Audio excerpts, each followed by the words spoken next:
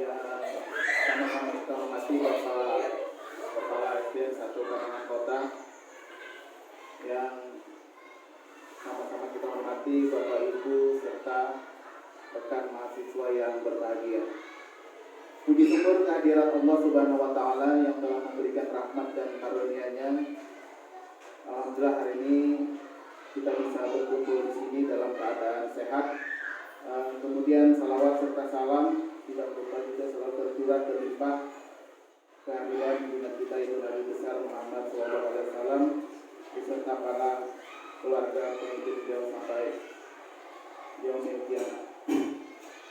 Bapak dan Ibu yang ulun hormati, pertama-tama ulun mengucapkan terima kasih atas waktunya Buan Pian bisa berhadir di sini. Adapun ini merupakan tugas daripada guru penggerak berupa aksi nyata yang sampai saat ini ulun menjalani guru penggerak kurang lebih 2 bulan lebih. Jadi sudah 1 modul dan ini modul pertama. Jadi tiap modul itu ada berupa aksi nyata seperti ini.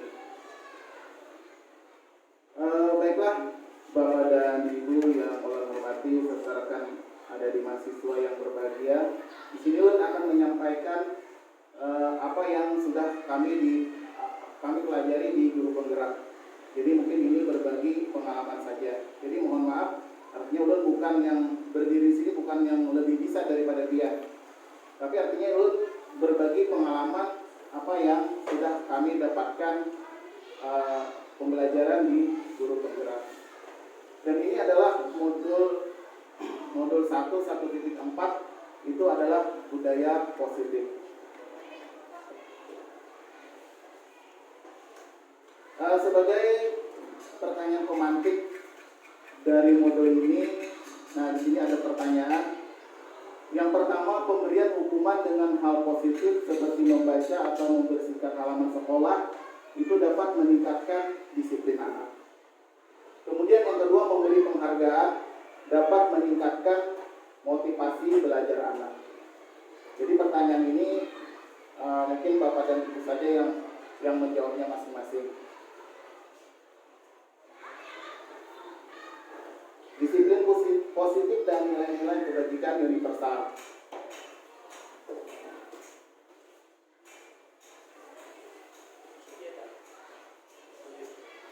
Bapak dan Ibu sekalian, nah ini adalah kegiatan kepalan tangan. Jadi di sini ada A dan B. Ini ada kertas itu sudah ulun siapkan.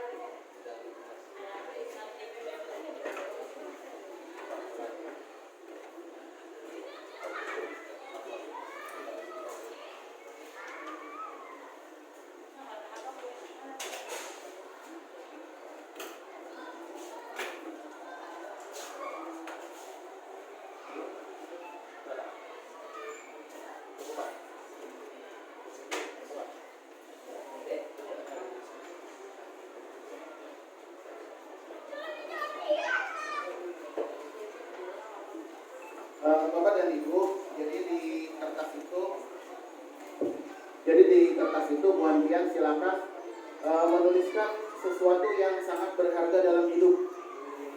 Nah, dalam hidup Pian silakan ditulis. Mungkin tiap orang itu berbeda.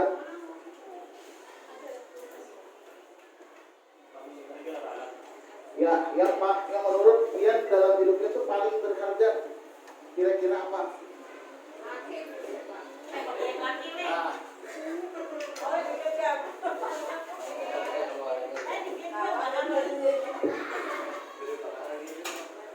Ya, yang paling berharga menurut Bapak Ibu kira-kira apa dalam hidup kita? Kemudian silakan ditulis di situ.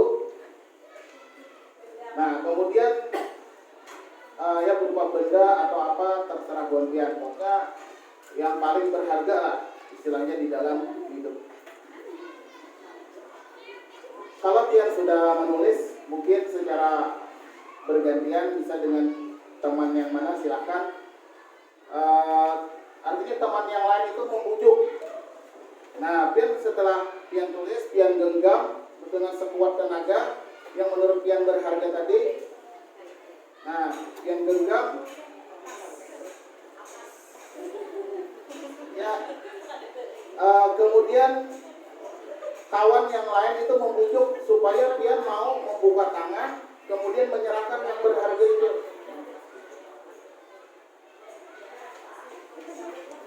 Nah, yang misalnya Bapak Rama dengan Bapak Aldi, nah yang bergantian, misalnya Pak Rama dulu yang membujuk Pak Aldi supaya Pak Aldi ini mau memberikan yang digenggam itu tadi, mau membuka tangan dan menyerahkan ke Pak Rama.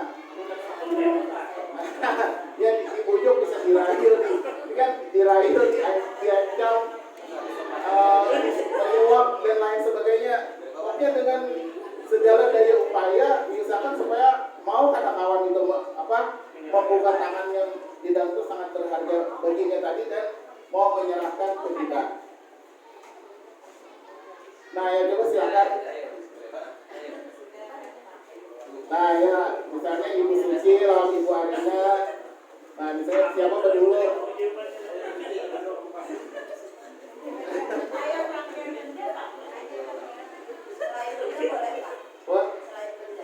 Boleh. Ya kata-kata apa misalnya yang berharga dalam hidup.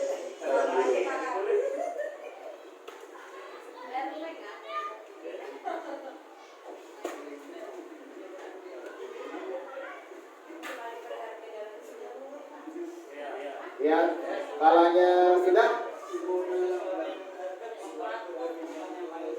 Ya, sesuatu yang berharga lah. Ya, sesuatu yang berharga dalam yang sangat berharga dalam hidup kita, kira-kira apa? Boleh benda atau apa terserah.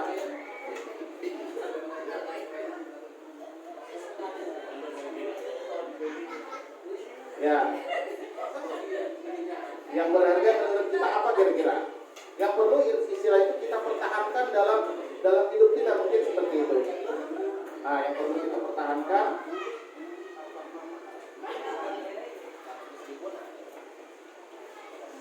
Ya tadi sudah diwakili Pak Aldi sama Pak Rama. Bagaimana Pak Rama? Mau lah Pak Aldi membuka? Mau lah, mau tidak?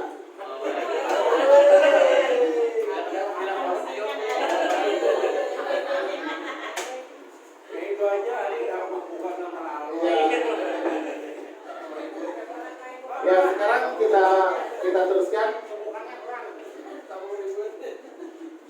Nah jadi dari pembelajaran tadi artinya kontrol itu tetap ada pada diri kita. Jadi apapun tujuan orang tetap kita yang memegang kendali.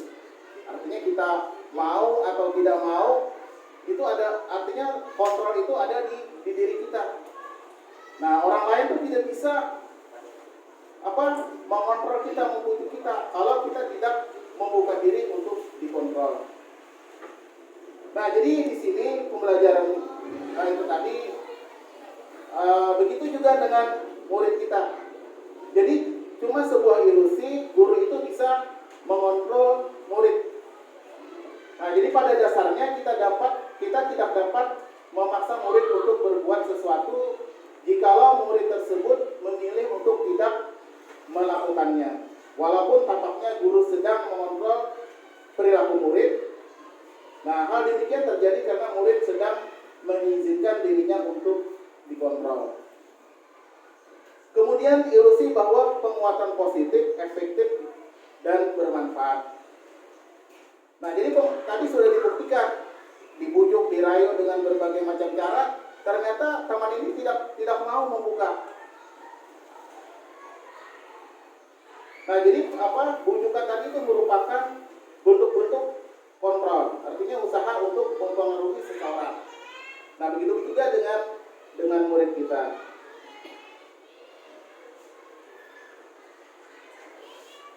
Kemudian Kemudian ilusi bahwa kritik dan dapat membuat orang merasa bersalah dan menguatkan karakter. Nah, jadi menggunakan kritik dan rasa bersalah itu bentuk mengontrol murid, menuju pada identitas yang gagal. Mereka belajar untuk merasa buruk tentang diri mereka. Kemudian ilusi bahwa orang dewasa memiliki hak untuk memaksa.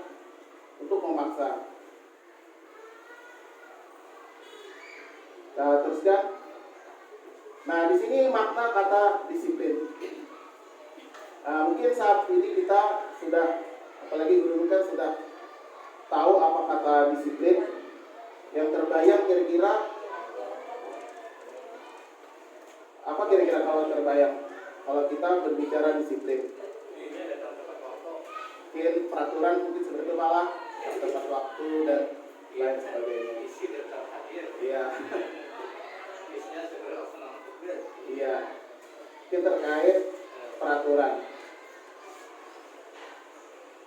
Nah, jadi dalam budaya kita disiplin itu dimaknai sesuatu yang dilakukan seseorang pada orang lain untuk mendapat kepatuhan. Kita cenderung menghubungkan kata disiplin ini dengan ketidaknyamanan. Misalnya, di situ disiplin benar. Mungkin ada rasa yang kurang nyaman saat ini. Nah, di mana Bapak pendidikan kita, Bapak Ki Hajar Dewantara, beliau mengatakan di mana ada kemerdekaan, disitulah harus ada disiplin yang kuat. Sesungguhnya disiplin itu bersifat disclaim, yaitu kita sendiri yang mewajibkan kita dengan sekeras-kerasnya. Nah, tetapi itu sama saja, sebab jikalau kita tidak cakap melakukan itu tadi, wajiblah penguasa lain mendisiplinkan diri kita. Dan peraturan demikian itulah harus ada di dalam suasana yang merdeka. Itu kata tokoh pendidikan Bapak Ki Hajar Dewantara. Nah, beliau menyatakan untuk mencapai kemerdekaan atau dalam konteks pendidikan kita saat ini, untuk menciptakan murid yang merdeka, syarat utamanya adalah harus ada disiplin yang kuat. Disiplin yang dimaksud adalah disiplin diri yang memiliki motivasi internal. Jika kita tidak memiliki motivasi internal, maka kita memerlukan pihak lain untuk mendisiplinkan kita, atau motivasi eksternal. Karena berasal dari luar, bukan dari dalam diri kita sendiri. Pemikiran Ki Hajar Dewantara tadi itu sejalan dengan pendapat Yen yang menyatakan arti dari kata disiplin. Disiplin berasal dari bahasa Latin yang artinya belajar. Kemudian kata disiplin juga berasal dari akar kata sama dengan disiplin atau murid atau pengikut. Jadi untuk menjadi seseorang murid atau pengikut, seseorang harus paham betul alasan mengapa mereka mengikuti suatu aliran atau ajaran tertentu, sehingga motivasi yang terbangun adalah motivasi intrinsik, bukan ekstrinsik.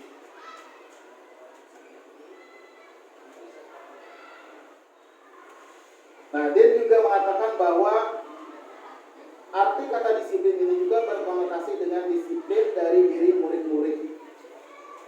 Disiplin diri dapat membuat seseorang menggali potensinya menuju kepada sebuah tujuan, sesuatu yang dihargai dan bermakna.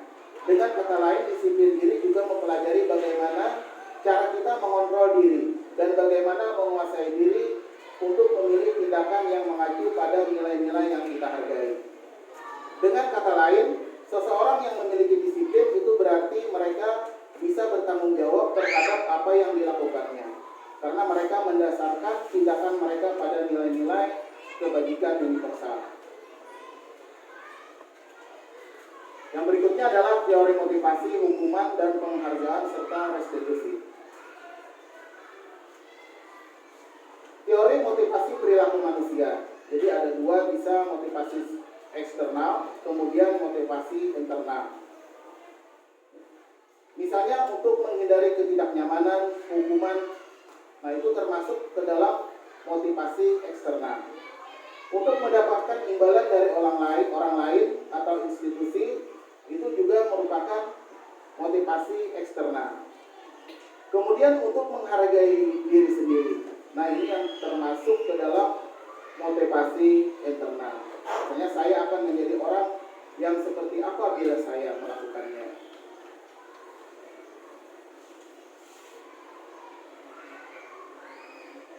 Kemudian setelah mempelajari Modo di guru penggerak ini, saya juga baru menemukan bahwa ternyata penghargaan itu merupakan sebuah hukuman.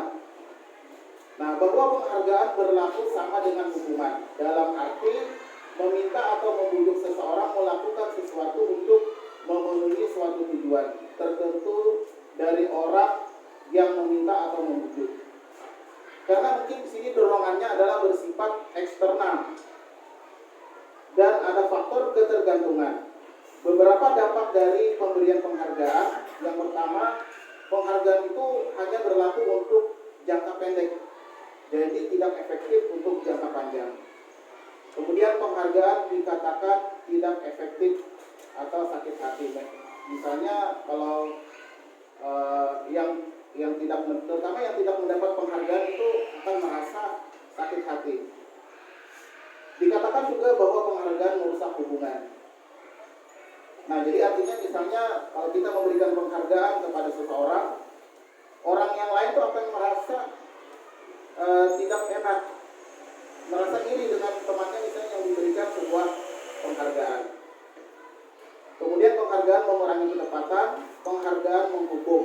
Nah, ini tentunya bagi yang tidak mendapat penghargaan, mereka merasa dirinya ini terhukum. Nah, mungkin di sini nantinya tergantung Bapak Ibu memaknainya seperti apa. Kemudian bentuk program kebajikan apresiasi.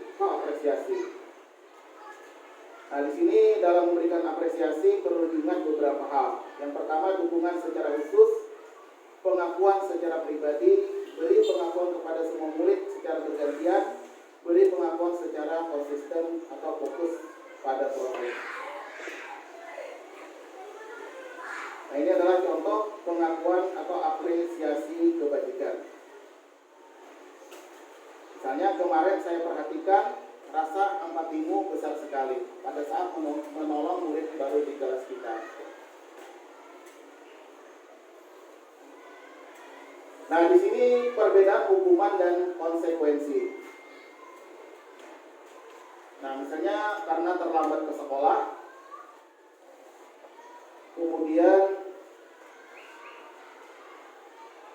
kurang terlihat pada tulisan. Nah, itu mencatat 100 kali di dalam buku kalimat saya tidak akan terlambat lagi karena terlambat ke sekolah.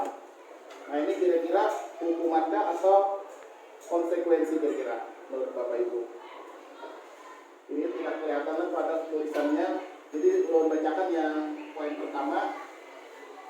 Mencatat 100 kali di dalam buku kalimat saya tidak akan terlambat lagi karena datang terlambat ke sekolah.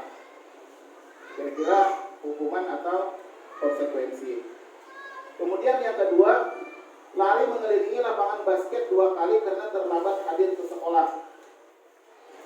Yang ketiga, murid diminta untuk push up 15 kali karena tidak menggunakan masker ke sekolah. Nah, jadi pada menggunakan masker disuruh push up 15 kali. Kira-kira itu hukumankah atau konsekuensi? Kemudian menggantikan kertas tugas teman yang telah dicoret-coret. Kira-kira kalau menggantikan kertas tugas teman yang telah dicoret-coret, hukuman atau konsekuensi kira-kira? Nah, di sini ada pertanyaan. Nah, yang tadi, jadi mencatat 100 kali itu adalah bentuk hukuman. Nah, mungkin tidak relevan hukumanlah terhadap tindakan kesalahan dengan tindakan tidak relevan. Kemudian lari mengelilingi lapangan basket 2 kali karena terlambat hadir di sekolah, itu juga hukuman. Karena juga tidak relevan antara kesalahan dan bentuk sanksinya. Kemudian push up 15 kali karena tidak memakai masker, itu juga adalah hukuman. Menggantikan kertas tugas teman yang telah dicoret-coret, nah itu adalah konsekuensi. Kemudian membersihkan tumpahan air di meja tulis karena tersenggol pada saat belajar, itu juga merupakan konsekuensi. Kemudian murid disuruh untuk mengenakan sepatu seharian di sekolah karena tidak mengenakan sepatu hitam. Nah, ini adalah hukuman. Lari mengelilingi lapangan basket 2 kali karena terlambat 10 menit untuk pelajaran PJOK. Nah, ini bisa saja kita kategorikan sebagai konsekuensi karena kan pelajaran PJOK terkait dengan olahraga. Nah, di sini perbedaan hukuman dan konsekuensi. Jadi kalau hukuman adalah sesuatu yang menyakitkan harus terjadi. Kalau konsekuensi sesuatu yang harus terjadi. Kalau hukuman waktunya lama. Nah, membuat anak merasa, kalau konsekuensi cuma membuat anak merasa tidak nyaman, waktunya pendek. Anak membenci disiplin. Kemudian kalau konsekuensi anak menghargai disiplin. Nah, dan seterusnya Bapak Ibu bisa membaca sendiri.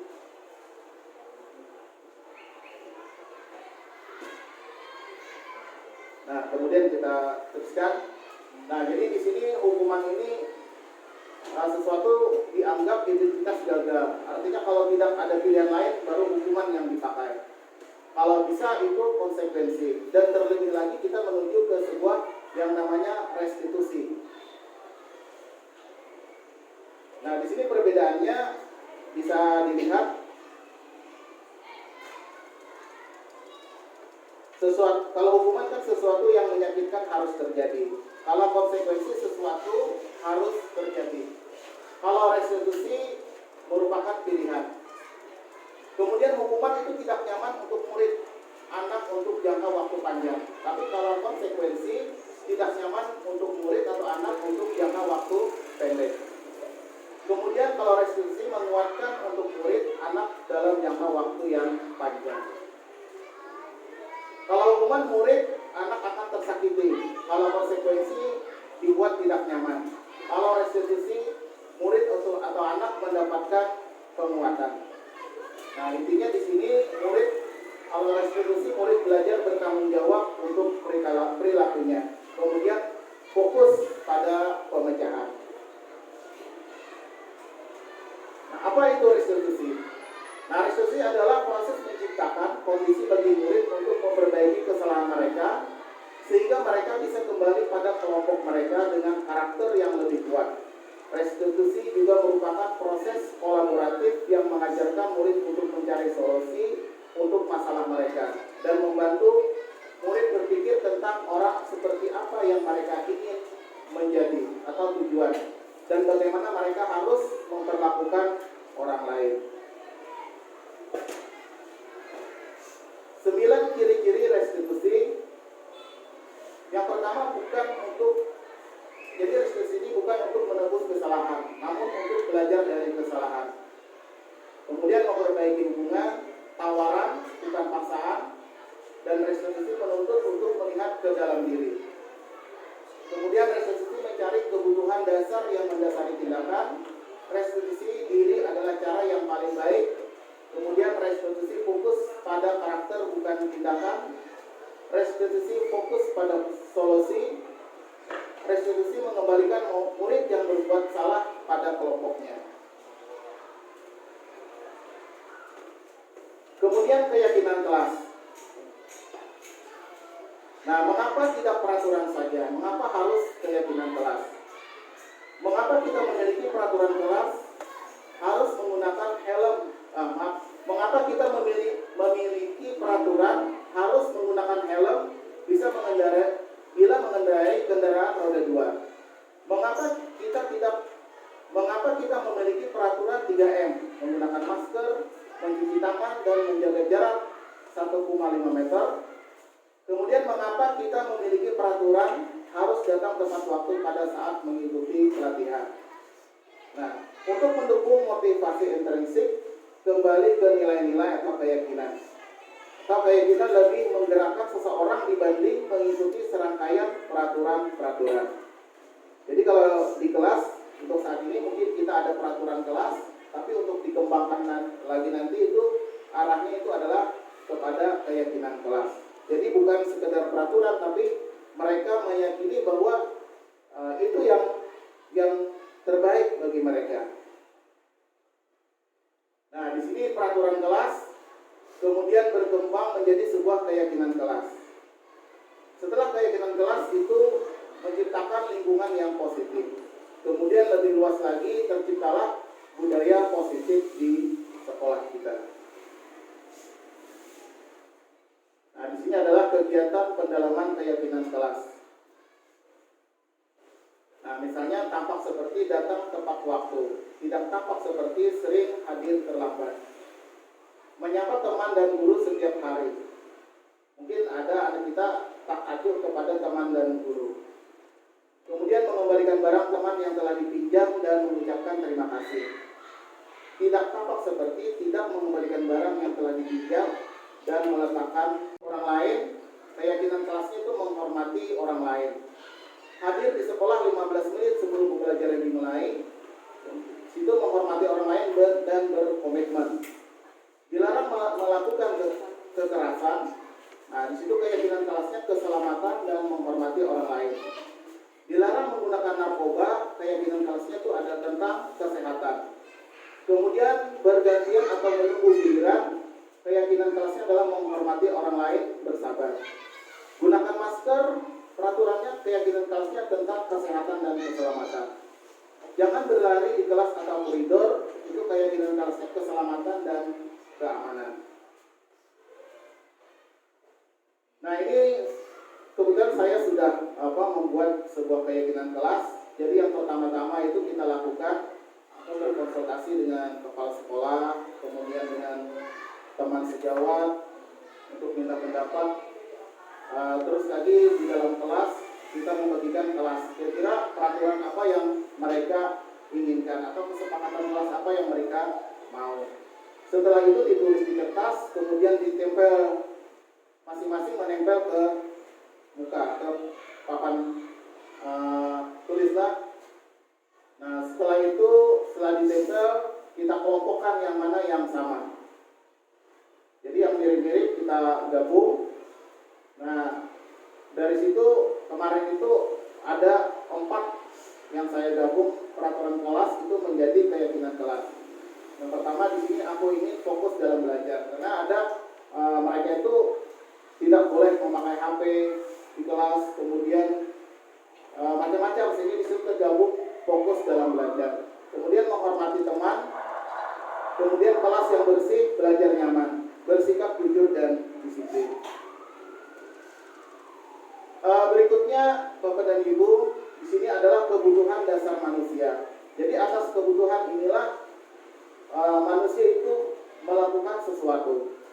Yang pertama, bertahan hidup.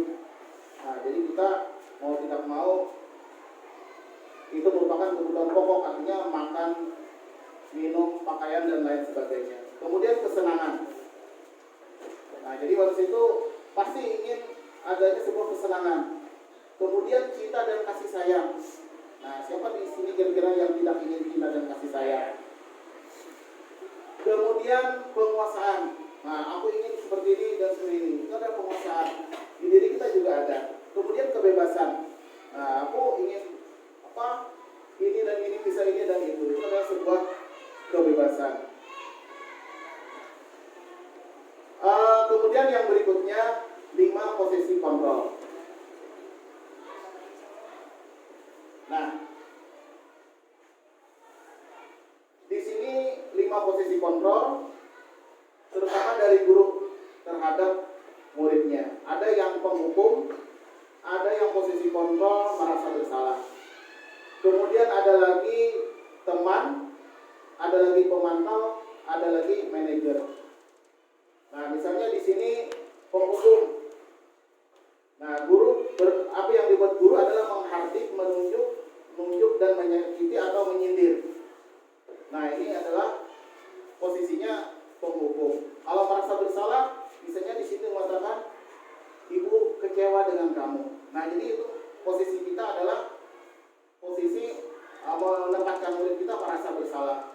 Misalnya kamu sudah tahu, ibu lelah sekali mengatakannya. Nah, itu adalah posisi kontrol kita adalah merasa bersalah. Kemudian posisi kontrol kita sebagai teman. Nah, masa misalnya kamu tidak mau, ingat tidak ibu pernah bantu. Nah, itu posisi kita terhadap murid, kontrol kita sebagai teman. Kemudian sebagai pemantau. Nah, apa peraturannya? Kemudian mengukur murid. Nah, itu posisi kita sebagai pemantau. Dan yang diharapkan di sini adalah posisi kita sebagai manajer. Nah, manajer ini misalnya dengan mengajukan pertanyaan-pertanyaan, kemudian memperbaiki masalah, menguatkan pribadi, kemudian murid meletakkan dirinya sebagai individu yang positif dalam dunia berkualitas. Kemudian bagaimana caranya saya bisa memperbaiki keadaan. Nah, ini yang dilakukan murid kalau posisi kita sebagai manajer.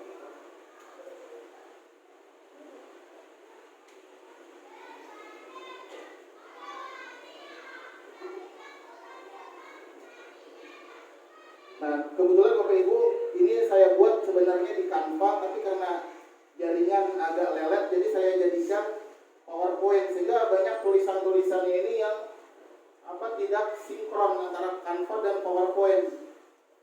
Nah, banyak yang tidak kelihatan, padahal kalau di Canva itu sangat jelas sekali lah. Tapi karena jaringannya agak sedikit lelet, saya takutnya pas menyampaikan ini tadi terkendala, maka saya jadikan ke PowerPoint. Nah, jadi tulisannya itu ada yang tidak terbaca.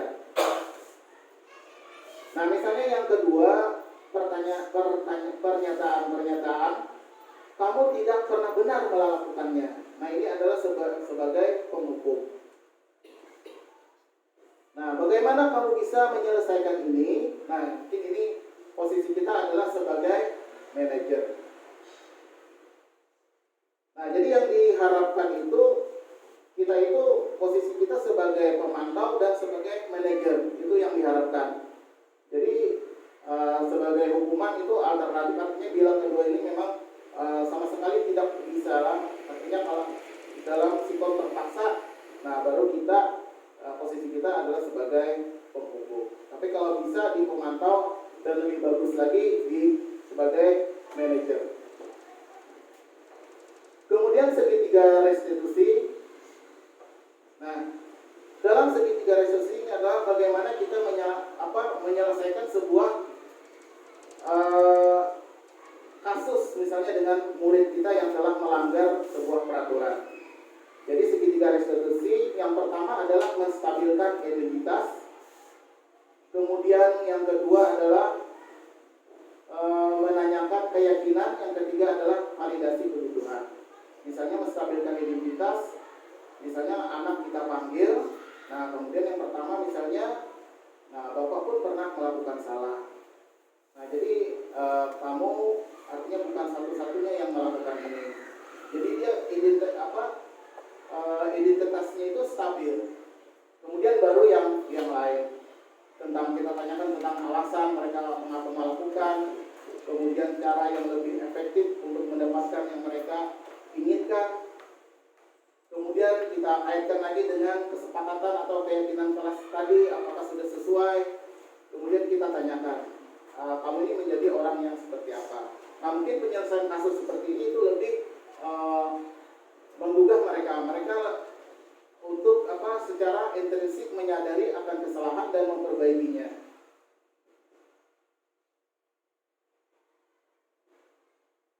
Nah, di sini dalam menstabilkan identitas itu untuk membuat anak yang merasa gagal tadi karena berbuat salah menjadi positif terhadap dirinya.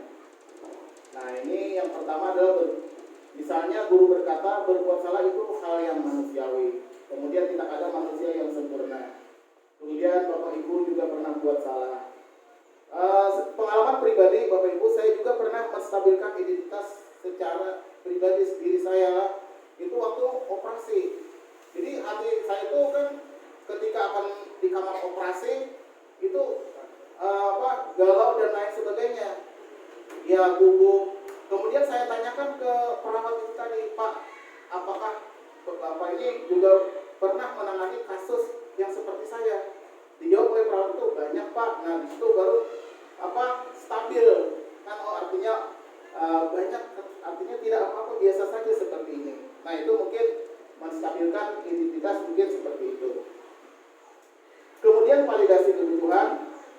Ini membantu murid mengenali basic need atau kebutuhan dasar yang ingin dipenuhi ketika melakukan kesalahan itu. Karena tadi kan berdasarkan kebutuhan manusia, orang melakukan sesuatu itu mungkin karena untuk memenuhi kebutuhan dasar itu tadi.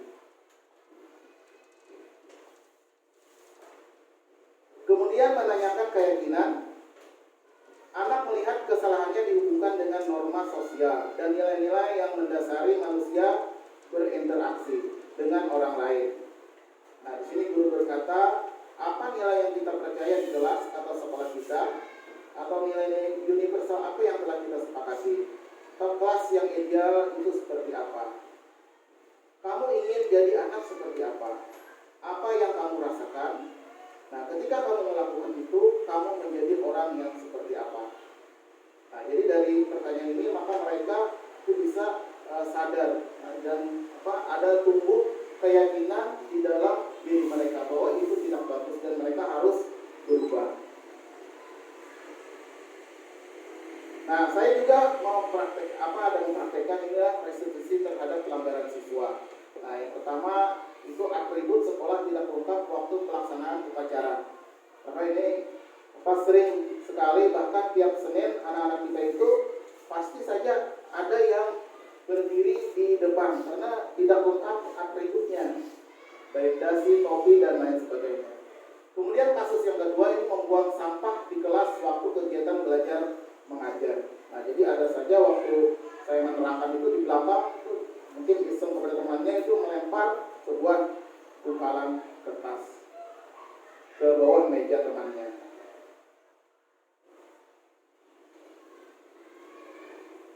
Nah, di sini adalah kesimpulan dari tadi tentang disiplin positif, tentang makna disiplin, kemudian 5 posisi kontrol, segitiga restitusi, kebutuhan dasar manusia. Nah, kemudian untuk refleksi, yang pertama mungkin hal baru apa yang mengubah paradigma saya yang saya dapatkan.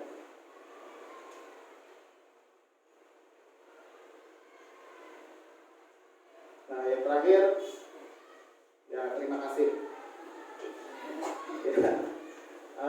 Mungkin ini saja Bapak Ibu yang bisa ulun sampaikan. Artinya ini cuma sekedar berbagi pengalaman yang ulun pelajari di kegiatan guru penggerak. Jadi ulun mengucapkan banyak-banyak minta maaf karena sudah menyita waktu kuantian. Mungkin dalam penyampaian ulun ini masih banyak kekurangan. Nah, ulun banyak-banyak minta maaf dan sarannya sangat ulun perlukan nantinya. Mungkin harus seperti apa dalam hal penyampaian atau mempresentasikan sesuatu yang baru saja saya pelajari di program guru penggerak, dan ini merupakan tugas aksi nyata modul 1.4. Mungkin ini yang bisa ulun sampaikan. Kalau hilang mohon maaf. Wabillahi taufiq wal hidayah.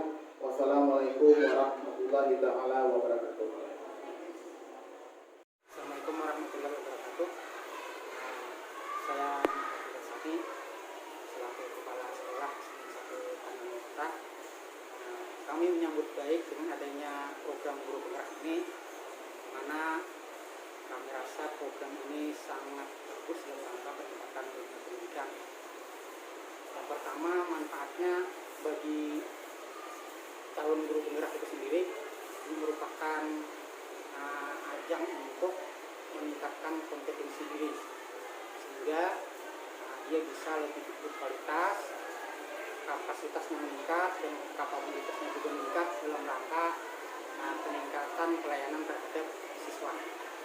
Dan bagi sekolah tentunya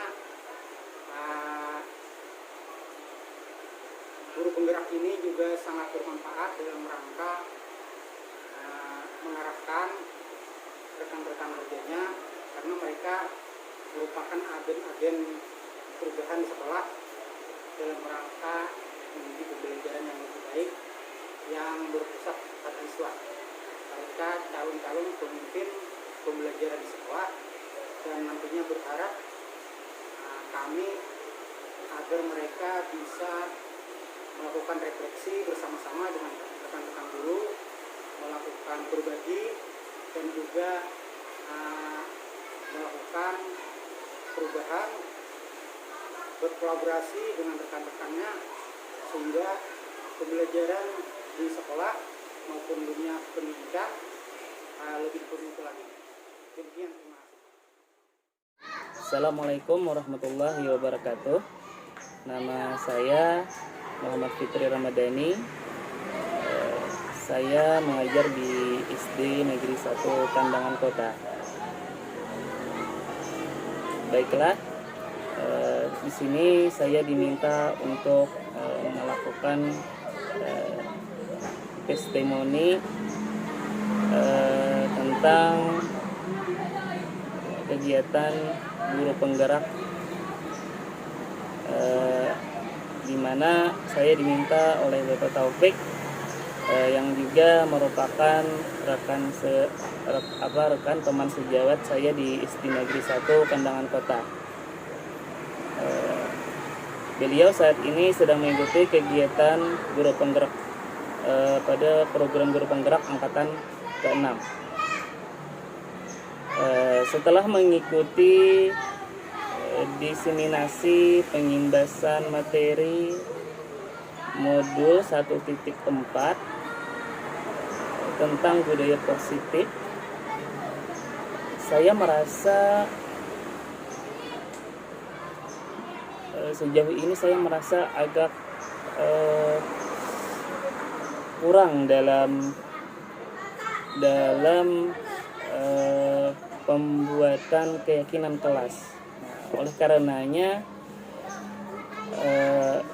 saat saya mengikuti kegiatan pengimbasan tersebut, saya merasa ingin sekali menggali lebih dalam lagi tentang materi